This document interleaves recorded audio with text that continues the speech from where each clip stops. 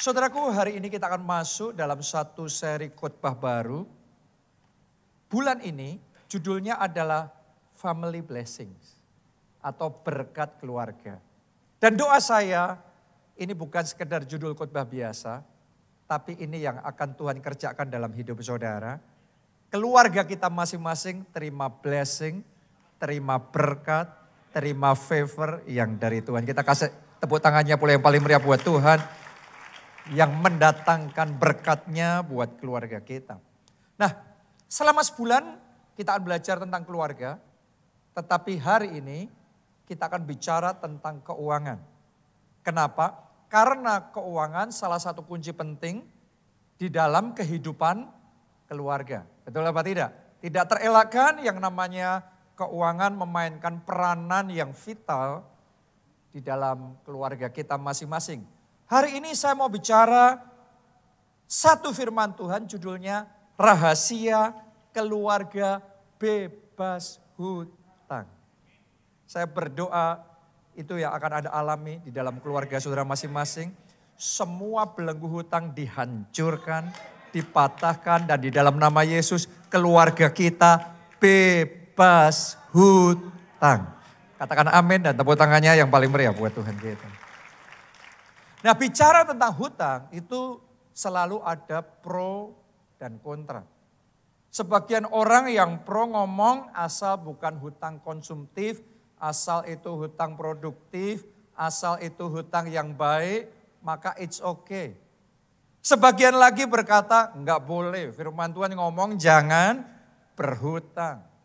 Ya, sebagian lagi ngomong yang pro saudaraku akan berkata hutang kan cuma untuk kepraktisan, kartu kredit. Di zaman sekarang masa orang nggak punya kartu kredit. Jadi it's okay, itu hanya untuk sebuah kebutuhan emergency saja. Tapi yang kontra akan ngomong itu sebuah godaan gaya hidup. Dengan kartu kredit, dengan pinjol, banyak orang akan terikat dengan hutang dan kemudian mengalami bencana besar di dalam keuangannya.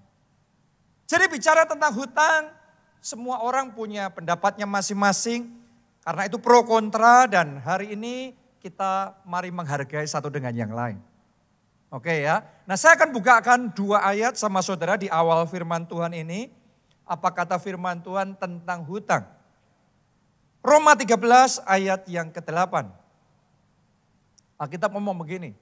Janganlah kamu berhutang apa-apa kepada siapapun juga, tetapi hendaklah kamu saling mengasihi. Jadi di ayat ini firman Tuhan memberikan nasihat kepada kita semua.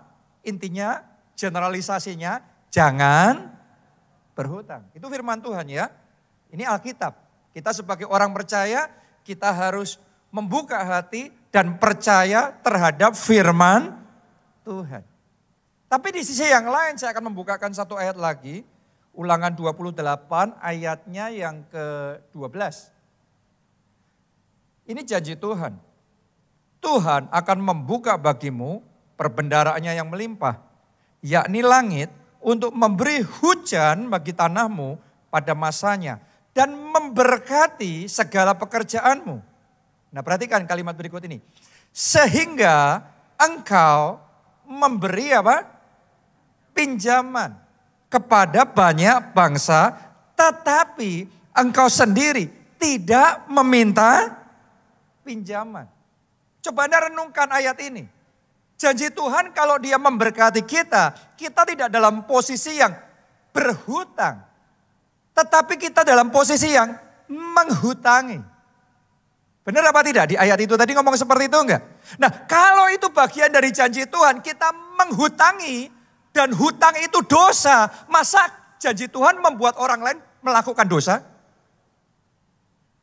Berarti di satu sisi firman Tuhan memberi nasihat kepada kita jangan berhutang. Tapi di sisi yang lain firman Tuhan tidak berkata bahwa hutang adalah sebuah dosa. Jadi kenapa kalau hutang bukan dosa, firman Tuhan berkata jangan berhutang. Sederhana, karena yang namanya hutang itu mengandung resiko yang besar. Oke?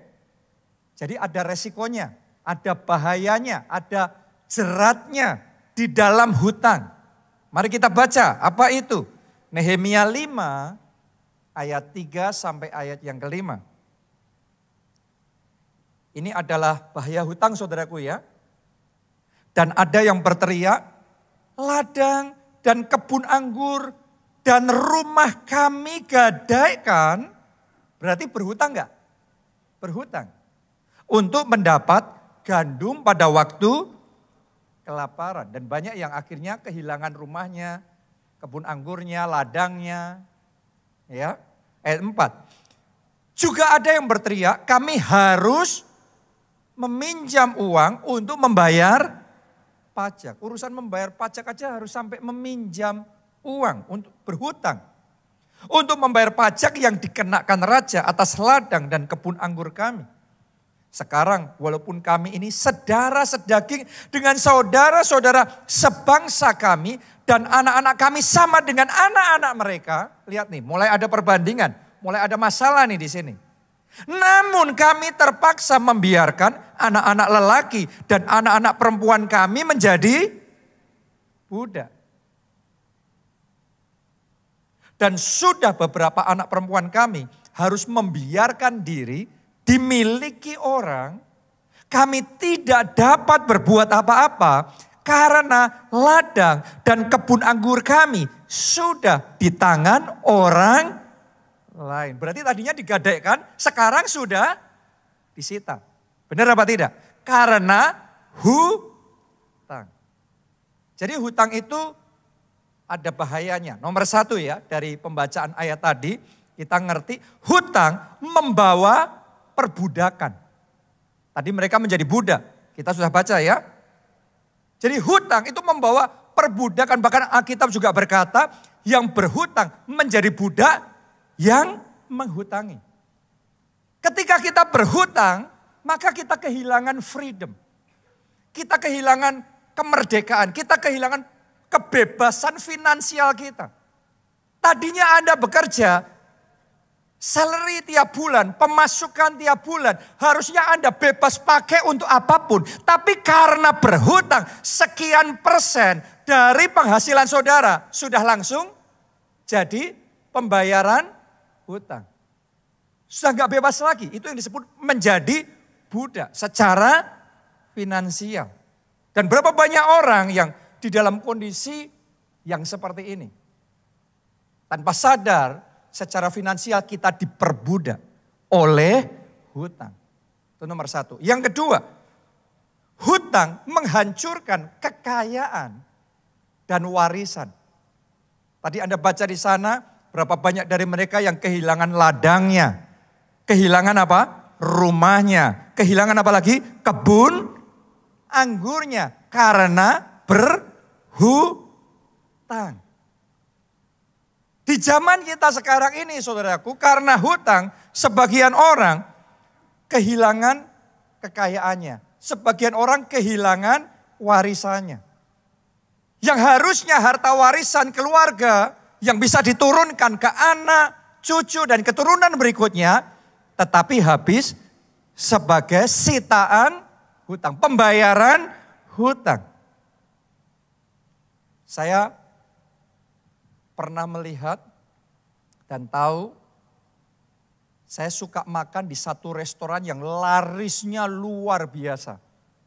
Saya kalau sama Bunita makan di situ, ngajak tamu makan di situ, nggak cukup satu porsi, selalu nambah lagi dan laris banget sudah bertahun-tahun, belasan, puluhan tahun. Dan itu larisnya luar biasa. Orang kalau ngomong itu sudah mesin cetak uang.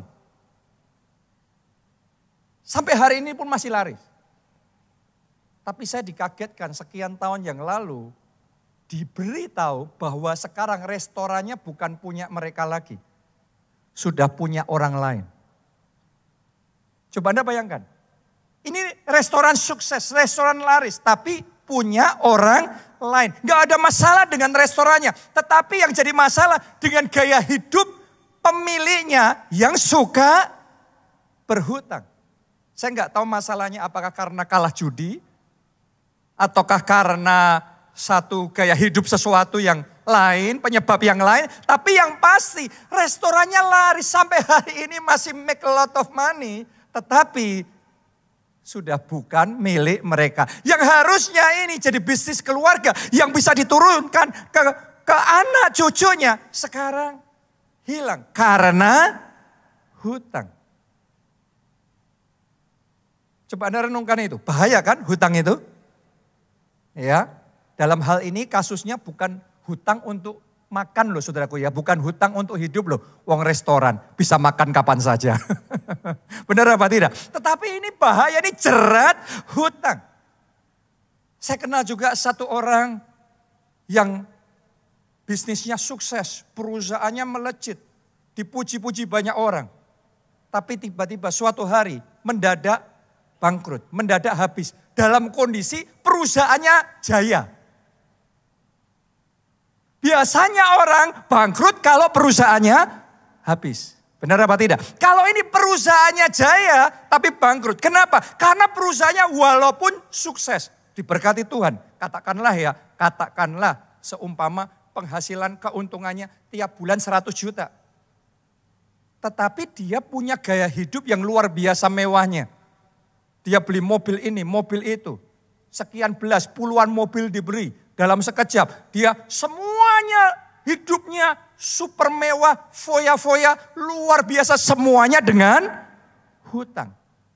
Sekalipun bisnisnya itu diberkati luar biasa sama Tuhan.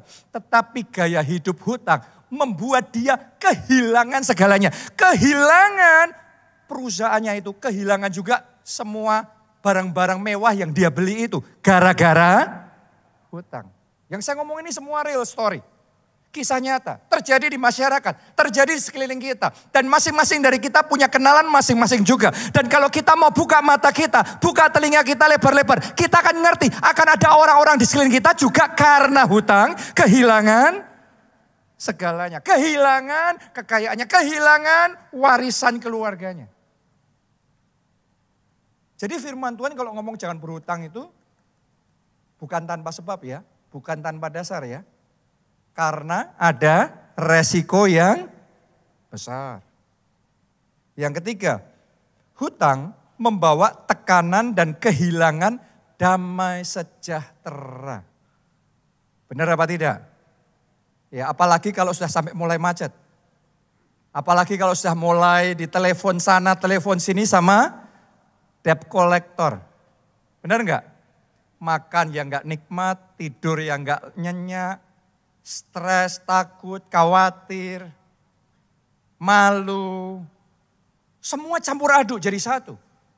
Dan tidak heran banyak orang dalam kondisi yang seperti itu akhirnya mengalami gangguan di dalam mental health-nya. Di dalam keseimbangan, di dalam kesehatan mentalnya, jiwanya tergoncang. Stres, frustrasi secara keuangan, kebayang-bayang nanti ke depan apa yang terjadi, kalau sampai gini gimana, kalau sampai gitu gimana. Berapa banyak orang yang di dalam kondisi yang seperti itu, bahkan di zaman di mana kita ada sekarang ini semakin parah karena orang itu dibuat sangat gampang berhutang. Zaman sekarang cuma tinggal klik, klik, klik, sudah berhutang. Dan berhutangnya gila. Itu bunganya ngeri sekali. Sekarang pinjol bisa bunganya dalam setahun lebih dari 365%.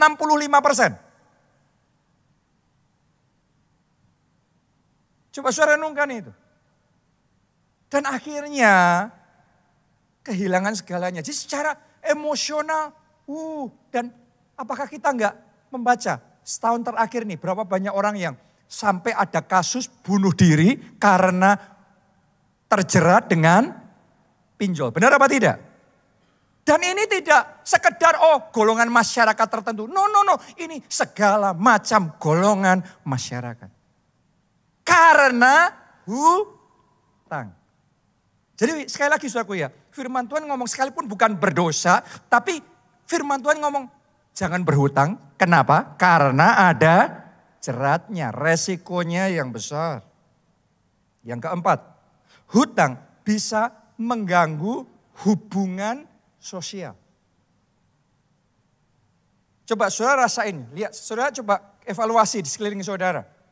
Di keluarga saudara, dalam pertemanan saudara. Ada nggak hubungan yang rusak karena duit, karena hutang? Yang saya tahu karena saya pendeta, itu terjadi di gereja. Terjadi di kelompok sel, terjadi di tim ibadah. Makanya kita sarankan jangan izinkan hutang piutang ya membuat hubungan jadi rusak, hubungan keluarga jadi rusak, hubungan pertemanan jadi rusak, hubungan gereja jadi rusak, hubungan pelayanan jadi rusak karena hutang. Boleh dikatakan orang kalau sudah pinjem bank nggak bisa, nggak dikasih terus datang sama saudara mau pinjam uang sama saudara, Anda pinjamin karena hubungan, saudara harus ngerti bank saja nggak ngasih. Berarti menurut asesmen bank, penilaian bank, orang itu tidak layak kredit. Kalau saudara pinjami, boleh dikatakan hampir sebagian besar tidak akan kembali. Bukan semuanya ya, mayoritas tidak kembali. Dan kalau tidak kembali, saya tanya sama saudara yang mau minjemin. Kalau Anda minjemin, terus tidak dikembalikan, kira-kira akan jadi masalah apa tidak? Tapi kita merasa nggak enak kalau nggak minjemin. Padahal hampir pasti, bukan hampir pasti ya. Padahal sebagian besar memang tidak bisa kembali. Kalau dia bisa kembali, dia pinjam sama bank. Oke. Nah ini yang menyebabkan hubungan jadi rusak, jadi rumit, urusan jadi kacau semuanya karena hutang. Oh saya berdoa mulai hari ini hikmat Tuhan datang dalam hidup saudara. Sehingga hubungan keluarga, hubungan pertemanan, hubungan pelayanan, hubungan gereja bisa tetap bersatu, bisa tetap rukun, bisa tetap damai. Dan di dalam kesatuan, di situ berkat-berkat Tuhan bisa dicurahkan. Boleh kita katakan amin. Kita kasih tepuk tangannya yang paling meriah buat Tuhan kita. Amin. Haleluya. Karena itu hindari hal seperti ini. Terus gimana dong Pak? Namanya juga kita hubungan keluarga, teman.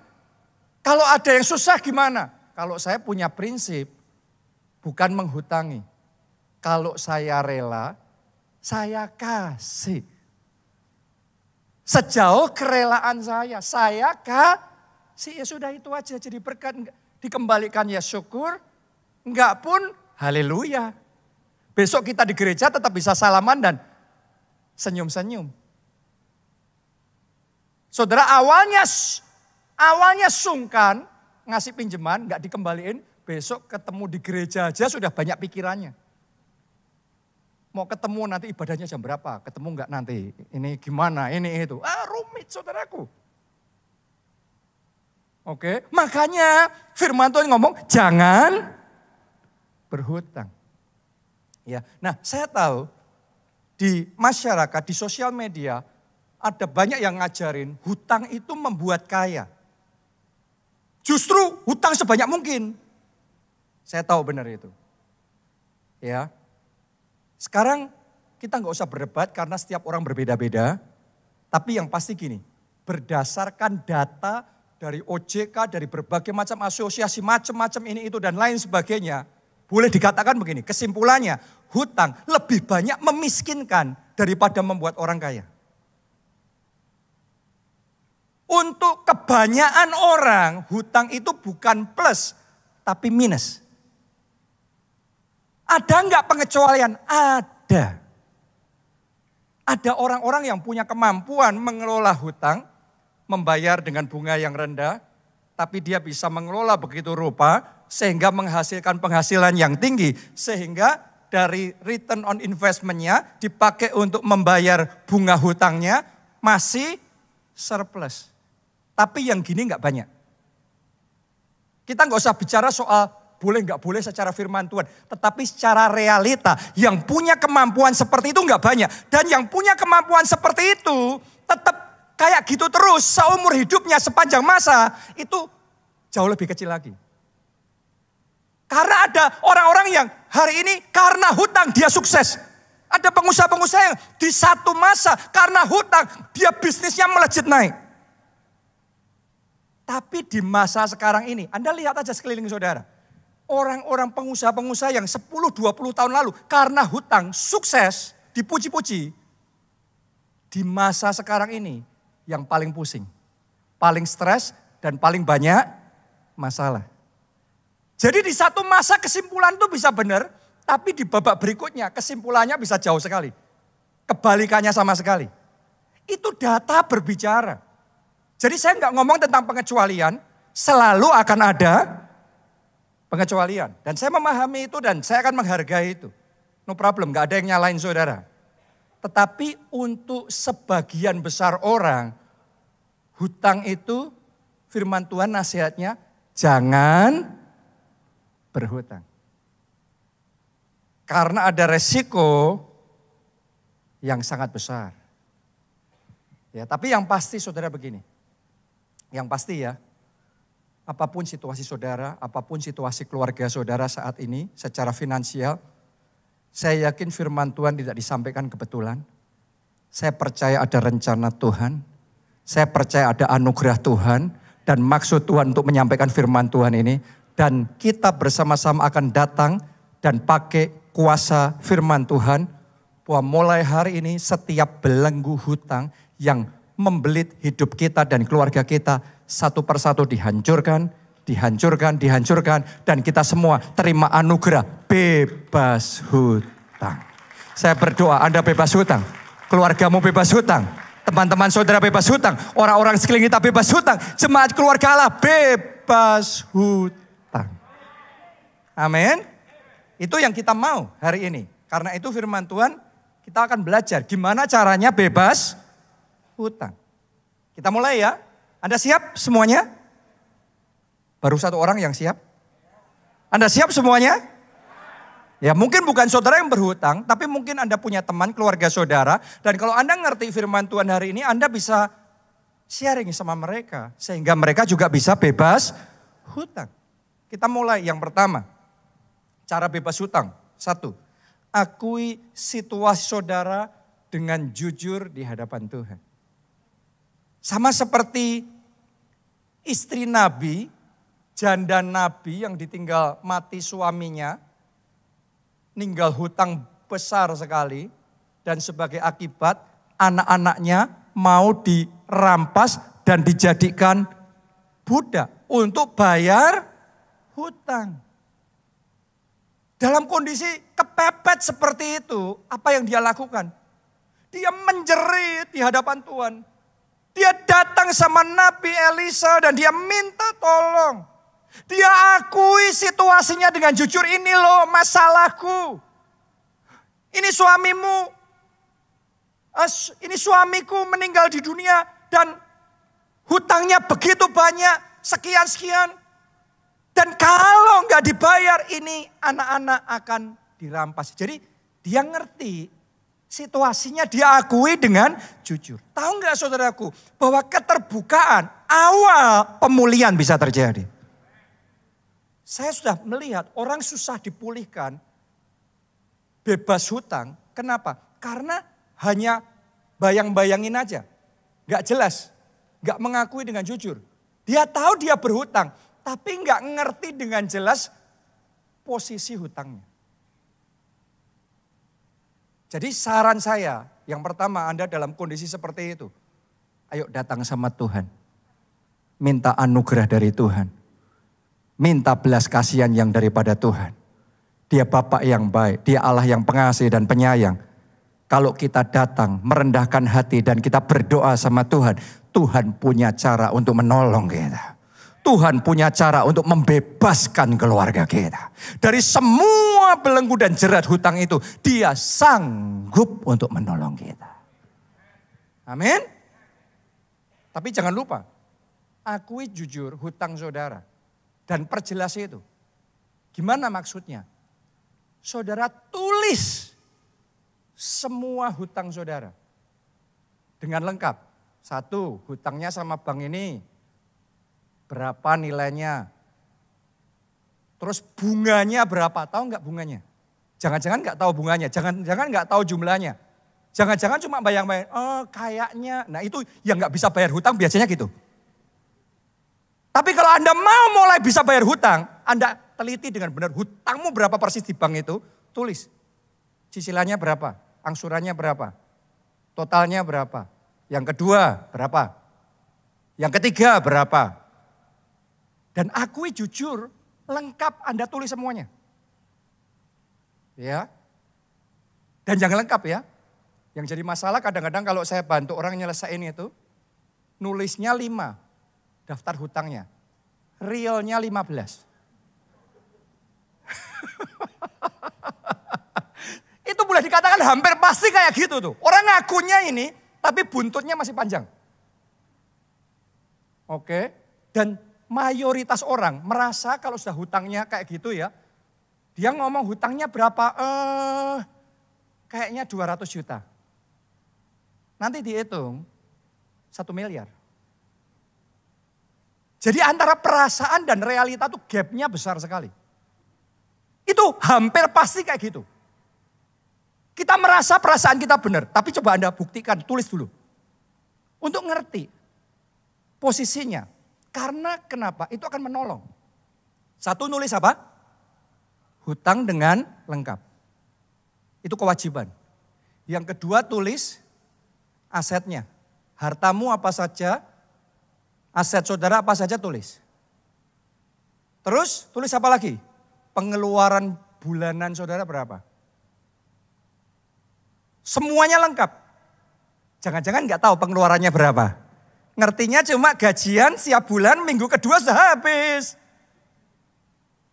Yang kayak gitu nggak bisa bayar hutang. Anda mau bisa bayar hutang, Anda harus bisa nulis. Dan Anda harus punya catatan. Anda harus punya catatan. Kalau mau beres hutangnya harus punya catatan. Saya sampai hari ini masih catat. Oh, pengeluaran saya ini, masih saya catat loh.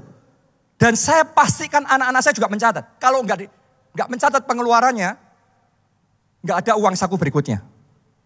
Uang saku berikutnya hanya cair kalau pembukuannya beres.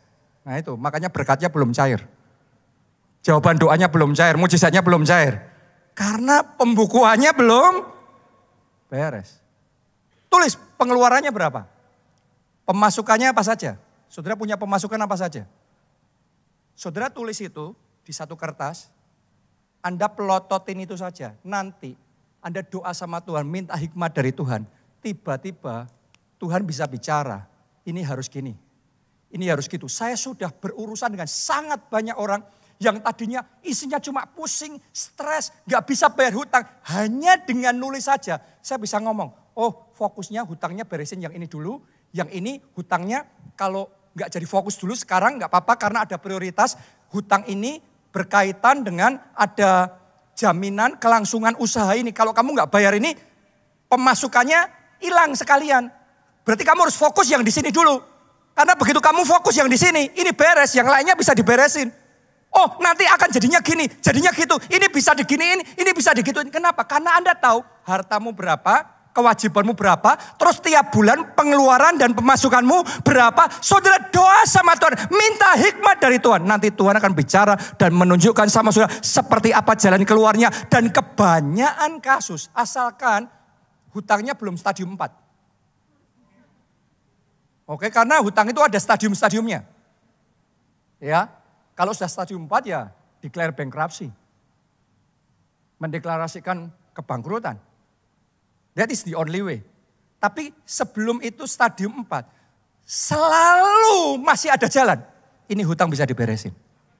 Dan saya berdoa, sementara hari ini nanti Anda melakukan firman Tuhan, hikmat Tuhan akan datang dalam hidup saudara, memberikan penerangan dan jalan keluar, sehingga hutang saudara bisa lunas. Katakan amin. Kalau tepuk tangan jangan separuh-separuh sama Tuhan, tepuk tangan yang paling meriah buat Tuhan kita yang luar biasa. Amin. Anda dengan mempelajari detailnya saja, Anda sudah ngerti, oh ini pengeluaranku kok besar banget nih.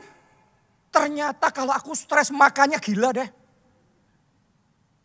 Anda ngerti itu, oh ini bahaya nih di sini. Anda hanya dengan nulis itu, tiba-tiba nanti kayak puzzle gitu. Ini digeser sedikit, ini digeser ke sini, ini dibuat gini, ini dibuat kayak gitu. Nanti cukup. Anda mau nata barang di tas, lemparin aja semuanya ke situ. Nanti isinya dikit. Tapi Anda tata dengan benar. Isinya, kopernya sama, tapi isinya banyak. Tergantung natanya. Keuanganmu sama, situasinya sama, hutangnya sama. Tapi natanya beda, hasilnya beda. Dan natanya bisa bagus kalau pengaturannya bagus, nulisnya jelas. Kalau nulisnya awut-awutan gak bisa. Kalau nulisnya gak lengkap gak bisa. Maka itu jujur di hadapan Tuhan. Yang pertama ya. Masih siap yang kedua? Atau sudah sesek di hati? Karena saya tahu saudaraku, ini masalah banyak orang. Jadi Anda nggak usah malu. Saya sudah nanganin urusan hutang ini.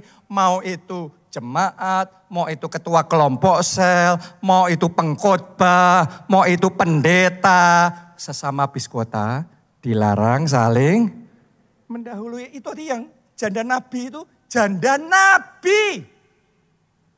Saya pikir kalau nabi, wah peka mendengar suara Tuhan. Tapi ada nabi yang gak tahu keuangan, ninggal hutang sama keluarganya, anaknya mau dirampas karena hutangnya. Jadi ini bukan masalah Anda rohani apa enggak rohani, cinta Tuhan enggak cinta Tuhan. Ini masalah kemampuan finansial kita harus ditingkatkan. Oke ya, itu yang pertama. Yang kedua, prioritaskan pembayaran hutang dengan strategi yang tepat. Misalnya tadi, ternyata setelah didaftar ada 15 hutang. Sama bank ada 5, sama pinjolnya 10. Lupa tambah lagi ada 3 sama keluarga dan teman. Berarti 18 saudaraku. Yang mana ini mau dibayar? Kalau Anda langsung mikirnya semuanya langsung dibayar, kolaps. Jadi mesti ada prioritas. Kalau hutangnya banyak, ilmunya nyelesain masalah yang besar. Fokus sama yang kecil dulu. Itu ilmunya. Ya, potong kecil-kecil dulu, yang kecil hajar dulu. Misalnya jumlah hutang kan gak semuanya sama. Ada hutang yang banyak, ada hutang yang kecil. Yang kecil, kalau Anda fokus pembayarannya sama yang kecil dulu. Hajar dulu di situ. Lunasin dulu yang kecil. 1 lunas. 2 lunas ini cuma 1 juta, 2 juta, lunasin dulu. 3 lunas, jadi semangat. Tadinya 18 hutang, sekarang tinggal 12 hutang. Wah. Dan semangat seperti itu perlu. Karena di dalam perjuangan untuk menyelesaikan hutang itu butuh stamina. Oke. Jadi fokus sama yang nominalnya kecil dulu atau strategi yang kalau buat saya lebih suka yang kedua ya. Fokus sama hutang yang bunganya paling tinggi dulu. Karena bunga itu sangat mengerikan. Banyak orang ngomong, terpaut 1%, 2% gak apa-apa. Itu masalah besar. 1%, 2% bunga itu yang bisa membuat perbedaan. Yang satunya selamat, yang satunya kolaps. Buat yang gak paham keuangan nganggapnya 2% gak apa-apa, 3% gak apa-apa. Gak ada bedanya. Kenapa? Belum dong. Belum paham. Tapi buat yang paham, 2%, 3% itu make a lot of difference. Jadi fokus sama bunga yang hutangnya, yang bunganya besar terlebih dahulu. Ya. Nah jadi ini penting sekali saudaraku untuk kita itu bisa pahami. Kadang-kadang saya kalau membantu orang menyelesaikan hutang seperti ini ya, berurusan sama banyak pihak. Dan banyak sekali kesulitan. Dan tidak semua orang yang berhutang itu penghasilannya kecil loh. Bahkan yang penghasilannya besar, biasanya hutangnya lebih gila. Buat saudara yang penghasilannya UMR, hutangnya paling berapa juta. Tapi buat saudara yang penghasilannya berapa puluh juta, bukannya terus gak berhutang. Ini masalahnya tabiat sudah. Dan kadang-kadang tabiat itu warisan juga. Diturunkan juga. Kebiasaan untuk berhutang. Saya menyelesaikan masalah salah satu pasangan suami istri. Penghasilannya puluhan juta, tapi hutangnya miliaran rupiah. Terus gimana mau nyelesainya? Ya. Nah, hal-hal yang seperti ini hidupnya jadi menderita sekali karena tiap bulan sudah kehilangan kemerdekaannya. Penghasilannya dipakai hanya untuk pembayaran hutang. Akibatnya penghasilan puluhan juta, prestis, jabatan di kantornya masing-masing tinggi, terhormat. Tapi hidupnya lebih susah dibandingkan orang yang penghasilannya UMR. Kenapa? Hutang. Tapi saya percaya saudaraku, tetap akan ada anugerah Tuhan. Dan pasti ada pertolongan Tuhan, pasti ada jalan keluar. Boleh katakan amin. Kita kasih tepuk tangan yang meriah buat Tuhan. Yang memberi jalan keluar. Haleluya. Tapi yang ketiga, nah ini ketiga penting nih. Hentikan kebiasaan berhutang.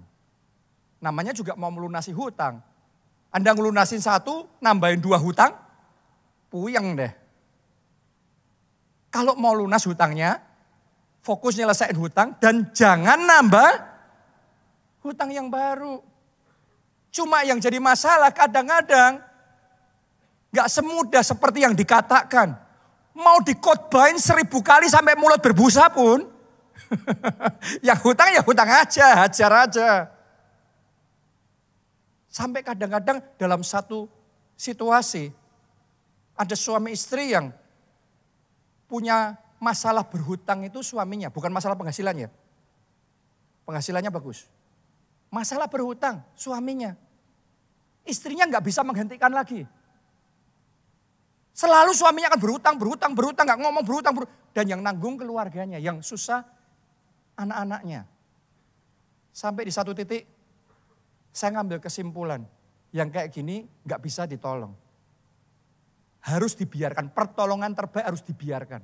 Ibaratnya kayak air sudah naik sampai di hidung, tinggal sedikit lagi. Nah, ada orang itu ya saudaraku ya, yang butuh diposisikan air naik sampai di atas hidung, sampai megap-megap gini terus.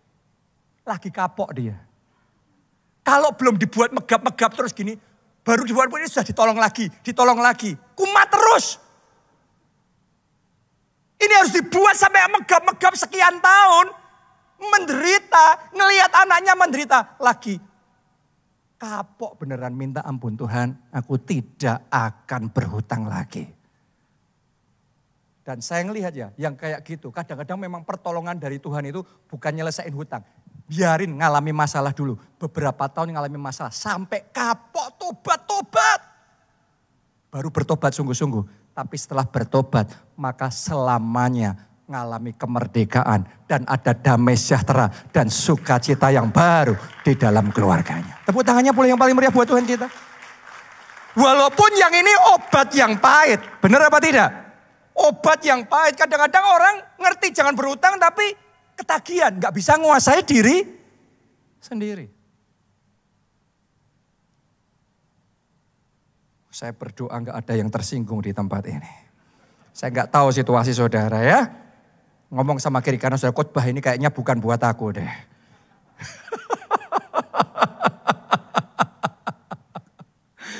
Oh, yang keempat saudaraku.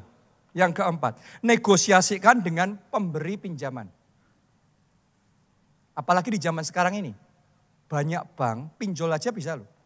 Apalagi bank, kalau Anda memang masih mau berniat bayar hutang saudara, Anda bisa nego loh. Oke, karena banyak bank, Anda bisa cek, ini banyak kredit macet. Itu bank punya, bisa nunjukin sama saudara itu, sertifikat numpuk sejagat, gak tahu mau diapain. Kalau ada yang mau beli dikasih harga murah banget tuh. Jadi kalau saudara masih punya niat baik membayar hutang, bank itu akan open, terbuka, Anda negosiasi, merestrukturisasi, menghilangkan bunganya, atau menghentikan bunganya, atau diperpanjang waktunya. Tadinya bayar tiap bulan 2 juta, padahal mampumu cuma 1,5 juta, Anda bisa nego bayarnya 1,2 juta. Bisa, asal dengan niat yang baik. Datang ngomong sungguh-sungguh, saya pokok mau bayar hutang. Karena firman Tuhan berkata orang fasik itu meminjam dan tidak membayar kembali. Saya orang benar, saya anak Tuhan, cinta Tuhan. Kalau saya berhutang, saya tanggung jawab. Saya mau bayar hutang saya. Cuma saya mohon dibantu, dikasih waktu. Supaya saya bisa berusaha dan bayar hutang. Dan Anda akan dibantu. Oke, jadi negosiasikan dengan pemberi hutang. Yang kelima, tingkatkan penghasilan saudara. Waktu Nabi Elisa membantu janda Sarfat itu untuk bebas hutang, Nabi Elisa ngomong gini, tolong coba kamu kasih tahu aku, kamu punya apa di rumahmu yang bisa dipakai untuk bayar hutang? Janda itu ngomong gini, aku nggak punya apa-apa kecuali sedikit minyak dalam buli-buli. Dia nganggap yang sedikit itu nothing, gak ada artinya. Tapi buat Nabi Elisa, cara kerja Tuhan itu dari yang sedikit diberkati Tuhan, diurapi Tuhan. Dari yang sedikit bisa menyelesaikan yang banyak. 5 roti dan 2 ikan bisa memberi makan 5.000 orang. Dan sisa 12 bakul. Kadang-kadang kita nganggap yang kita punya itu nothing. Kadang-kadang saudara nganggap skillmu itu nothing. Koneksimu tuh nothing. Yang kau punya hartamu tuh nothing. Tapi saya mau ngomong sama saudara. Tuhan bisa pakai apa saja sekecil apapun dalam hidup saudara. Untuk menjadi solusi. Yang menjadi jawaban untuk masalah finansial saudara. Lihat itu dalam kehidupan Yusuf. Yusuf gak punya modal. Yusuf punyanya kemampuan. Dia kerja sama Potifar. Dia kerja sama Firaun. Zaman sekarang partnership. Yang sini punya kemampuan, yang situ punya powernya, punya modalnya. Bersama-sama, make business bersama, buat bisnis bersama, akhirnya sukses. Ada satu jemaat kita, gak punya modal, gak punya kemampuan, tapi punya koneksi. Mempertemukan yang punya modal, yang punya kemampuan, yang punya tempat, dipertemukan, dikasih saham. Bisnisnya sukses. Dan dia sangat diberkati. Walaupun sahamnya kecil, tapi karena bisnisnya besar. Dia sangat diberkati. Padahal modalnya koneksi. Ngenalin aja. Nemuin aja. Ada jemaat di gereja kita, saudaraku, di masa COVID kemarin, habis semuanya, finansial berat sekali dan terlilit hutang yang gak mungkin dia bisa bayar. Datang, kita doa bersama, terus suatu kali, saya rekomendasikan kerja di satu perusahaan, gajinya awalnya kecil, tapi saya ngomong sama dia, kerja yang benar. Kadang-kadang orang kalau cari kerja itu maunya langsung kerja yang penghasilannya gede, kalau enggak mau. Nah itu enggak bisa. Diawali dari yang ada, yang Tuhan sodorin di depan mata. Penghasilannya awalnya kecil, tapi saya ngomong sama dia, lakukan dengan sungguh-sungguh, kerja yang benar, kerja maksimal. Nanti satu pintu terbuka akan memimpin pada pintu terbuka berikutnya. Akan memimpin pada pintu terbuka berikutnya. Dan dia responi itu. Dia lakukan dengan segenap hati. Sudah tahu hanya dalam waktu beberapa tahun. Kemarin tutup tahun 2024 masuk ke tahun 2025. Dia ngomong sama saya. Rasanya gak kepengen ninggalin tahun 2024. Karena too good to be true. Karena terlalu indah, terlalu luar biasa. Apa yang Tuhan kerjakan. Dia bukakan tingkap-tingkap langit. Dan dia curahkan berkat sampai berkelimpahan. Kiranya Tuhan kerjakan anugerahnya, mujizatnya, kuasanya dinyatakan di dalam hidup saudara. Katakan amin dan tepuk tangannya yang paling meriah buat Tuhan kita. Yang keenam. Kurangi pengeluaran secara drastis. Kalau perangmu besar, mesti extreme measure. Kalau masalahnya kecil ya sudah atasinya ya seperlunya aja. Tapi kalau masalahmu besar, Anda harus berani membuat tindakan yang besar. Oke? Jadi kalau memang butuh pemotongan di dalam pengeluaran, Anda harus tega. Karena jurus bebas hutang itu sebenarnya rumusnya itu sesimpel ini.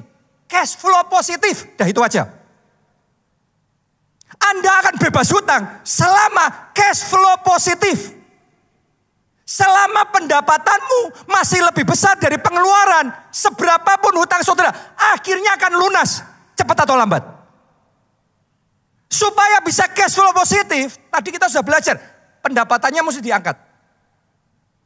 Tapi pengeluarannya harus dikurangi. Gak bisa, hanya karena Anda sudah terbiasa kayak gini, kan situasi sudah berubah. Kita harus bisa menyesuaikan diri. Walaupun standar gaya hidup keluarga kita tadinya begitu. Tapi kalau kita mau beresin hutang, kita harus bersedia untuk memotong pengeluaran kita. Oke? Dan yang terakhir, yang ketujuh. Pakai kuasa Tuhan. Semuanya katakan pakai kuasa Tuhan. Semuanya katakan saya butuh kuasa Tuhan. Yes. Saudara butuh Tuhan di pihak saudara. Dari poin 1 sampai poin 6 itu ada cara strategi teknis. Yang saya bisa bagikan sama saudara. Tapi yang ketujuh ini campur tangan Tuhan. Makanya saya mau ngomong sama saudara yang saya tahu di luar sana banyak gak setuju. Karena mereka cuma pahamnya yang teknis-teknis saja. Angka 1 sampai 6 tadi. Mereka gak bisa paham sama yang 7. Karena yang 7 ini bicara pertolongan Tuhan. Anda dengarkan baik-baik ya. Mengembalikan persepuluhan.